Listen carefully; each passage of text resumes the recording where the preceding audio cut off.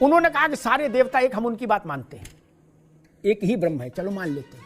लेकिन चाचा, अल्लाह कई हजार हैं क्या? अल्लाह कई हजार हैं क्या? चरारे शरीफ, गरारे शरीफ, देवा शरीफ, अजमेर शरीफ, टीले वाली मस्जिद, नाव वाली मस्जिद, पान वाली मस्जिद, अताला मस्जिद, मटके वाले पीर, सबके यहां गए। अल्लाह कई हजार है?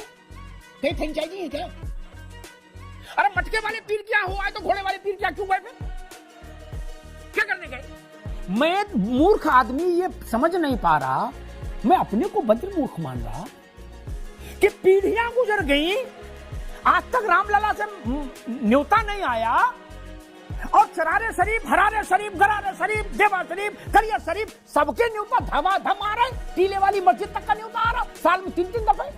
फिरंगी मेली से गलवहियां हो रही, बोले आओ मेरी जान, क्या सिमई खाओ। बाबर के का इस देश से क्या लेना देना? आक्रांता था, दुष्ट था, लफंगा था। हमारा कौन सा इश्क मोहब्बत है उससे, सूफियाना इश्क, कि हम वहां जा रहे हैं बार बार? मैं नाम नहीं ले रहा हूं, मैं नाम ले भी सकता हूं। तो हेलो दोस्तों, नमस्कार, जय जय श्री राम। दोस्तों, आज का एक और डिबेट वीडियो काफी धमाकेदार होने वाला है, क्योंकि आज के डिबेट में हमें देखने को मिलने वाले हैं वरिष्ठ पत्रकार अमिताभ अग्निहोत्री जी।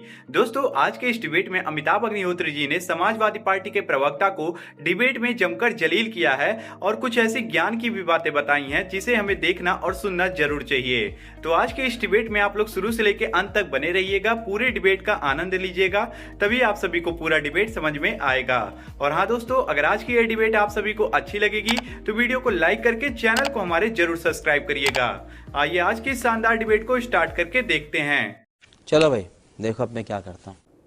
अयोध्या में रामलला के मंदिर ने उस पूरे 84 कोस के भाग्य पर नई जीवन रेखा लिख दी, नई भाग्य रेखा लिख दी। मैंने एक बार कहा था कि हम लोग 80 के अंत में अयोध्या जाते थे तो कोई रहने के लिए ढंग का होटल नहीं, खाने के लिए ढंग की जगह नहीं, रिक्शा चलो तो गिर पड़ो, इतनी उबड़ खाबड़।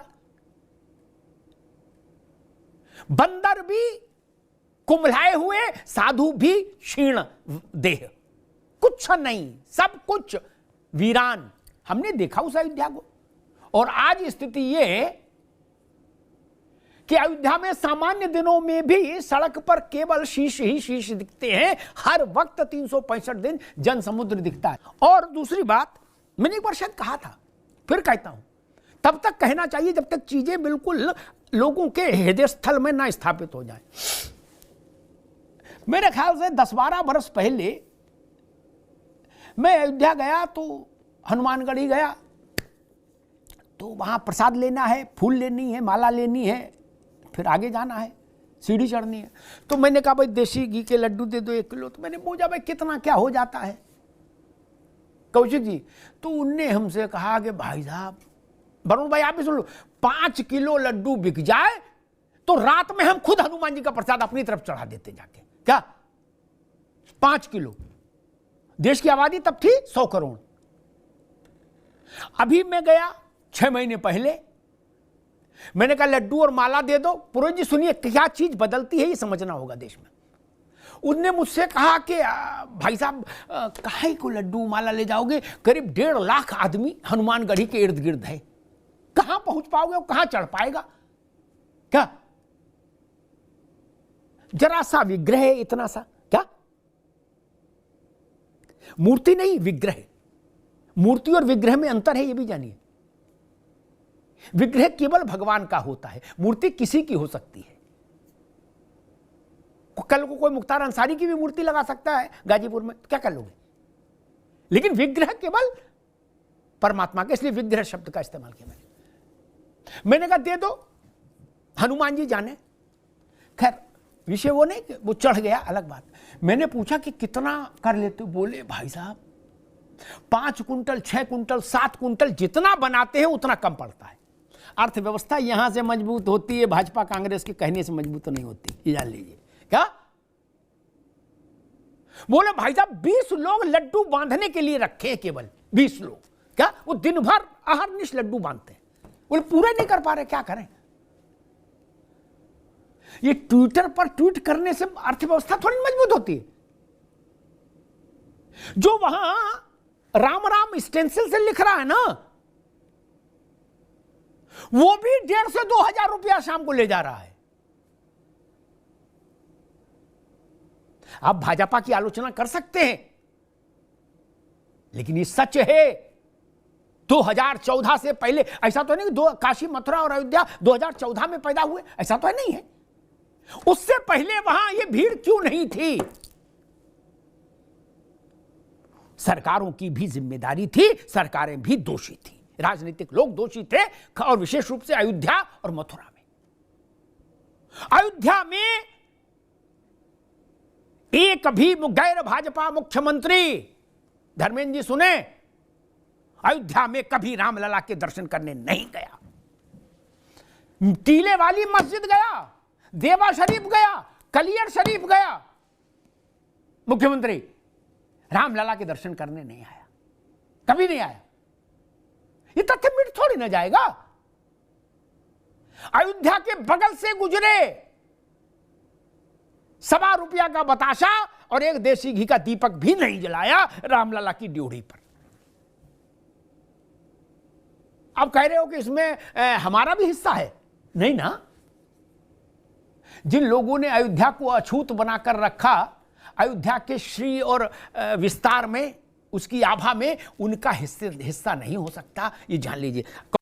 धर्मेंद्र जी, ये सवाल मैंने देश में हर जगह सुना कि सब जगह गए, बार बार मैं रिपीट करूं नहीं, मैंने बताई दे, कई शरीफ बताए, क्या देवा शरीफ, कलियर शरीफ, अजमेर शरीफ, क्या सबके पास टाइम। बाबर के यहां तक नमस्ते 3 बार करे आए। और रामलला पूछ दो कि आप नहीं गए, आपके पुरखे भी नहीं गए, तो कहते जब रामलला बुलाएंगे तब। तो मैंने एक बहस में कहा था कि बाबर आपको व्हाट्सएप पर मैसेज भेजता है बुलाने का, या व्हाट्सएप कॉल करता है? रामलला ने तो नहीं बुलाया अभी। बाबर के पास आपका व्हाट्सएप नंबर है, बाबर के पास मोबाइल है, वो आपको बुलाता है। धर्मेंद्र जी, ये प्रश्न तो लोग पूछते हैं। भाजपा कांग्रेस छोड़ दो, सपा बसपा, जनता पूछती है जो ना भाजपा की सदस्य है ना सपा की। वो पूछती, भैया ये बात तो सच में गलत है भाई, हैं? ये दुनिया में घूम रहे और रामलला जी के यहां नहीं गए कभी, और पुरखों से नहीं गए, ये भी कहती साथ में। देखिए, 2-3 चीजें होती है। आप करें दिखावा नहीं, गए नहीं, भाई पूरी तरह से जो पूजा पाठ है, ईश्वर की भक्ति पूर्णतया निजी है, ईश्वर पर आस्था और समर्पण का विषय है, और रील का विषय नहीं है जो भारतीय जनता पार्टी चाहती है। आस्था का विषय है, केवल भव्यता का नहीं है, दिव्यता का भी है। जब तक दिव्यता नहीं होगी देवस्थानों पे, केवल आप पिकनिक मनाने के लिए वहां नहीं जाते हैं, वहां जाते हैं ईश्वर में विलीन होने, ईश्वर के प्रति अपनी श्रद्धा प्रकट करने, उनसे ब्लेसिंग्स लेने। इसलिए थोड़े जाते हैं हमको संख्या गिनवाना है, उनको रील बना करके डाल देनी है। भारतीय जनता पार्टी के नेताओं करा वही सनातन की परिभाषा करने लगेंगे।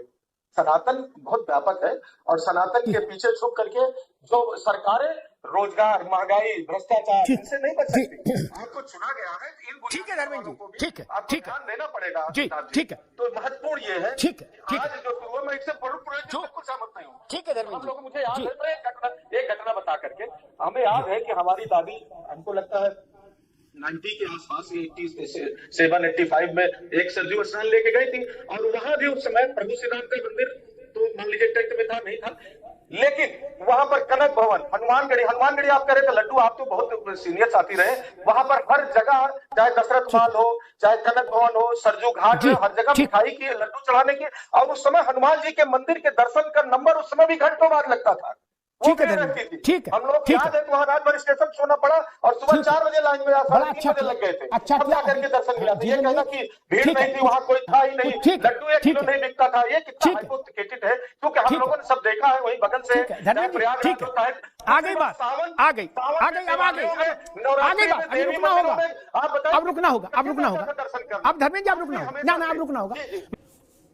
ऐसी थिथरई ठीक नहीं। पूर्वांचल के लोग थिथरई समझते हैं, ये इसी थिथरई ठीक नहीं। मैं जो बात बोलता हूं ना, उसमें 24 कैरेट की बात बोलता हूं, 23 कैरेट की नहीं। खूब सोच समझ लीजिए, तब चैलेंज करिए। भारत के पिछले कुंभ में भारत की कुल आबादी का जितना प्रतिशत स्नान करके आया, उतना प्रतिशत, संख्या की बात ही नहीं कर, उतना प्रतिशत प्रतिशत भारत की कुल आबादी का कभी कुंभ नहीं नहाया। धर्मेंद्र सिंह जी की बात खत्म हो गई, बात खत्म हो गई, बात गलत हो गई। ठीक, एक। दूसरा, साल भर में अयोध्या में विश्व हिंदू परिषद की कॉल छोड़ दीजिए, 80s में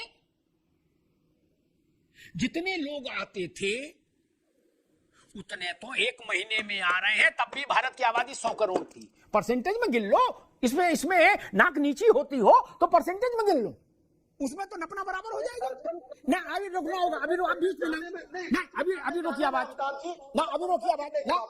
मेरी बहस में ये नहीं, उस वक्त जब आपको अवसर दिया था उसी वक्त आपके दिमाग में बात आनी चाहिए थी। सेकंड थॉट ठीक नहीं, एक चीज। तीसरी चीज, कहा कि भाई बुलावा आता है तीरथ से, इस बात से मुझे इनकार ही नहीं।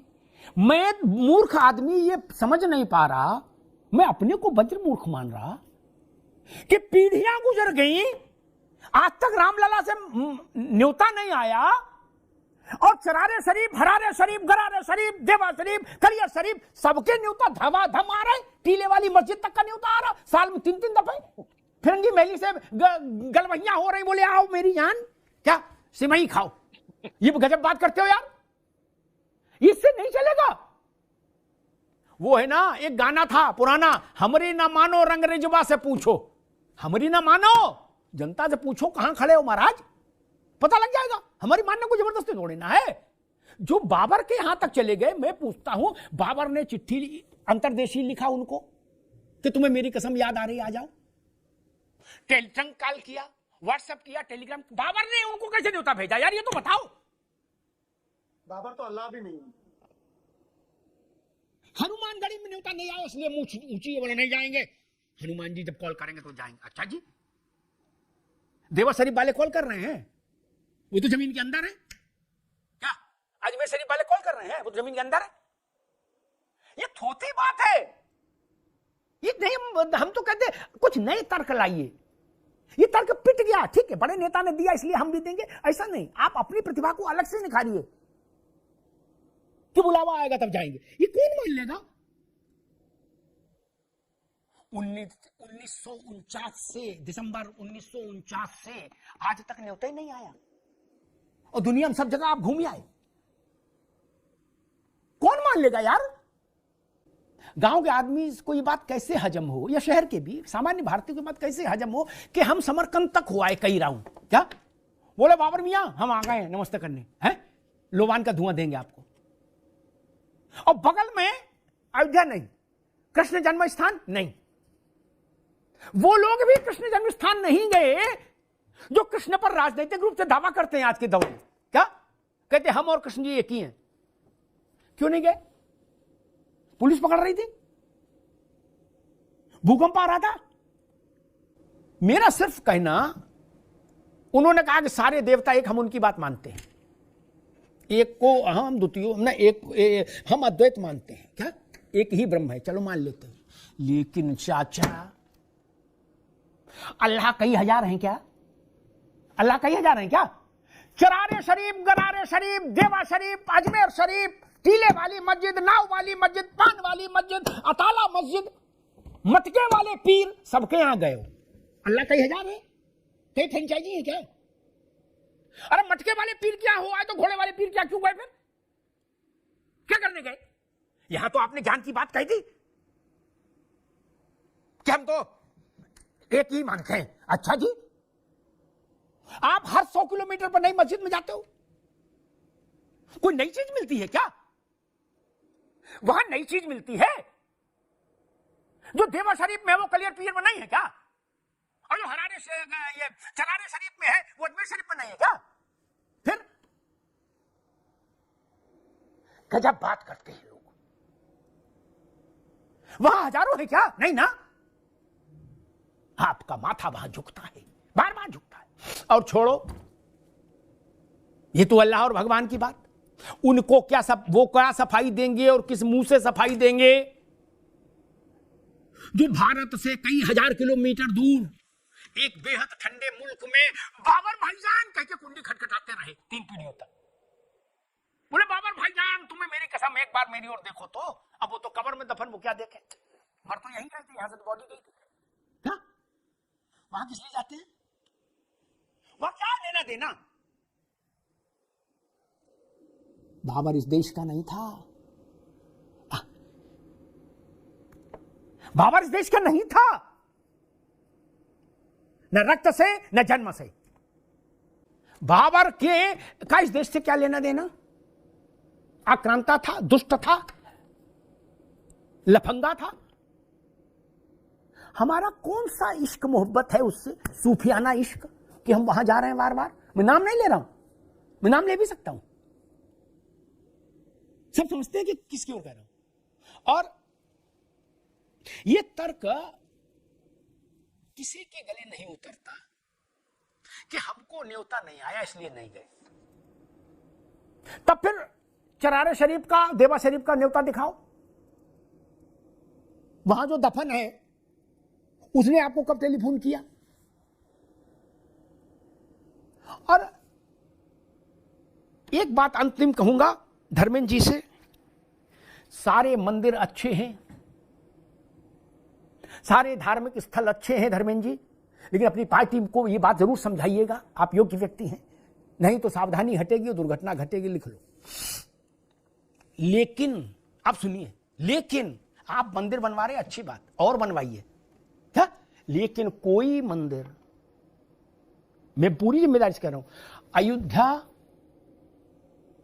और काशी और मथुरा का बर की बराबरी नहीं कर सकता, ये जान लीजिए।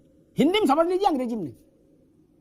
कोई मंदिर दुनिया का, उनसे बड़े मंदिर बन सकते हैं, उनसे भव्य मंदिर बन सकते हैं, लेकिन कोई जन्म स्थान नहीं हो सकता, ये जान लीजिए। अयोध्या की क्या स्थिति है, मैं धर्मेंद्र जी के लिए कहूंगा, अयोध्या की सनातन में वही स्थिति है, मेरी बात को गौर से सुने सब लोग, अयोध्या की सनातन में वही स्थिति है जो इस्लाम में मक्का और मदीना की है। लिख लीजिए, इसके दाएं बाएं मत भागिएगा कभी। अयोध्या की वही स्थिति है जो बौद्ध धर्म में लुम्बिनी की है। अयोध्या की वही स्थिति है जो क्रिश्चियनिटी में ईसा मसीह के जन्म स्थान की है, और अब वेटिकन सिटी की है। वो लोग नादान हैं या धूर्त हैं जो ये कहते हैं कि सारे मंदिर एक से हैं। यार नहीं जी, किसने कह दिया इसे? ये बात ही तर्कहीन है। दुनिया के जितने धर्मों के सर्वोच्च तीर्थ स्थान हैं, अयोध्या की तुलना सिर्फ उनसे हो सकती है, उससे नीचे किसी एक पायदान से नहीं हो सकती। मैंने बात एक बार नहीं 100 दफे कही है। इसे इस प्रपंच में नहीं फंसाना चाहिए जनता को कि हम भी तो बनवा रहे हैं अपनी गली में। नहीं जी, गली का मंदिर भी वरेण्य है, श्रद्धा का स्थान है, बनवाइए। पैसा ज्यादा है तो अच्छा बनवा देंगे, कम पैसा कम अच्छा बनवाएंगे, लेकिन आप अयोध्या नहीं हो सकते। और जिनको ऐसा भ्रम है कि हम अयोध्या का बराबरी करने के लिए अपने मोहल्ले में मंदिर बनवाई दे रहे हैं, उनको भ्रम दूर कर लेना चाहिए। इस देश में लाखों मंदिर हैं, लेकिन अयोध्या कोई नहीं हो सकता, भगवान कृष्ण की जन्मस्थली कोई नहीं हो सकता, विश्वेश्वर महादेव कोई नहीं हो सकता, जिसमें भगवान शिव कहे कि काशी मेरी देह है, देह। दुनिया में कोई दूसरा उदाहरण दे दीजिए। इसलिए यह बात बिल्कुल बेतुकी है कि हमने भी तो मंदिर बनवाए। अरे अच्छी बात है, इस दुनिया में मेरे ख्याल से 50 लाख 1 करोड़ मस्जिदें होंगी छोटी बड़ी मिला के, क्या होंगी ना? लेकिन कोई मक्का नहीं हो सकता ना, ना शहर मदीना हो सकता कोई, नहीं ना। हाँ बोलो महाराज, हाँ तो जोर से बोलो। हाँ भी नहीं बोल रहे, बताओ क्या करोगे? हाँ भी नहीं बोल पा रहे, बताओ फिर कैसे जीवन चलेगा? मजा आया, और मैं ये जो मजा है हिंदुस्तान के हर व्यक्ति को देना चाहता हूं। तो दोस्तों, आज का ये डिबेट यहीं पे खत्म हो चुका है। उम्मीद करता हूं आप सभी को ये डिबेट पसंद आया होगा। तो बात कर ले आज के इस डिबेट के बारे में। तो आप लोगों ने देखा किस तरह से अमिताभ अग्निहोत्री जी ने बातों ही बातों में समाजवादी पार्टी के प्रवक्ता को और उनके बड़े बड़े नेताओं को डिबेट में जलील कर दिया है। खैर, आज की इस डिबेट के बारे में आप सभी का क्या राय है? आप लोग भी अपनी राय वीडियो के कमेंट बॉक्स में हमें जरूर बताइएगा। और हाँ दोस्तों, अगर आप लोगों को ऐसी डिबेट वीडियो देखना पसंद है तो आप लोग वीडियो को लाइक करके चैनल को हमारे सब्सक्राइब कर दीजिए, क्योंकि हमारे चैनल पे आप लोगों को ऐसी धमाकेदार डिबेट देखने को मिलती रहेगी। और हाँ दोस्तों, इस वीडियो को अपने घर वालों और अपने दोस्तों के पास शेयर कर दीजिएगा ताकि उन तक ये वीडियो पहुंचे और वो लोग भी इस वीडियो को देख सकें। आप सभी से हम जल्दी मुलाकात करेंगे एक और धमाकेदार डिबेट के साथ। तब तक के लिए आप लोग अपना और अपने प्यारे परिवार का ध्यान रखिए। जय हिंद, जय भारत, वंदे मातरम, जय जय श्री राम।